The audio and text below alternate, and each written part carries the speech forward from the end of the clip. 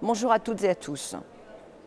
Une simplification amenant à une renationalisation, voilà ce que propose la Commission européenne pour la prochaine politique agricole commune. Cette politique fondatrice de la construction européenne. Le futur des agriculteurs passera donc par une politique écrite par des technocrates, proposée par des fonctionnaires nationaux et arbitrée par des fonctionnaires européens. Si c'est là l'ambition de la Commission européenne pour une agriculture, pour une économie agricole et environnementale responsable, les agriculteurs européens ont du souci à se faire. La PAC d'hier ne peut pas être la PAC de demain. Face à des politiques européennes qui n'ont eu de cesse de générer de la volatilité des prix, il est nécessaire d'adapter une nouvelle politique commune ambitieuse. Les agriculteurs méritent une politique européenne qui prenne en compte les problématiques sociales, économiques et environnementales qui leur sont imposées. Pour se donner les moyens d'une politique ambitieuse, il faut pouvoir doter cette politique d'un budget ambitieux.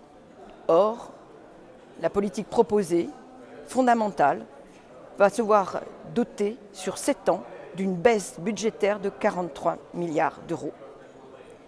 19 milliards d'une part due au départ des Britanniques, 24 d'autre part qui seront affectés à de nouvelles politiques européennes.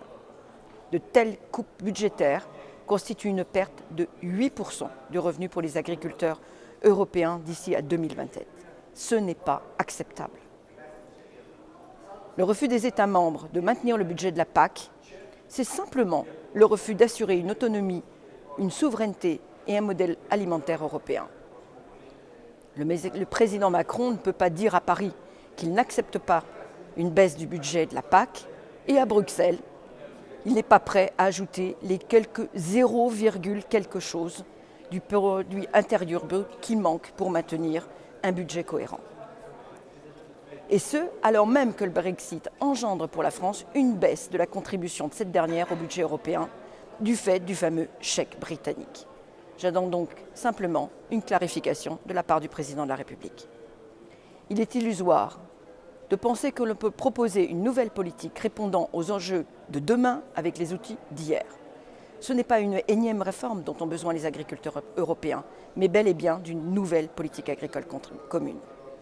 Contrairement à ce que pense la Commission, ce travail ne peut pas être fait en quelques mois. Nos agriculteurs méritent mieux. Le constat est simple, la Commission finalement n'a aucune ambition pour l'agriculture européenne.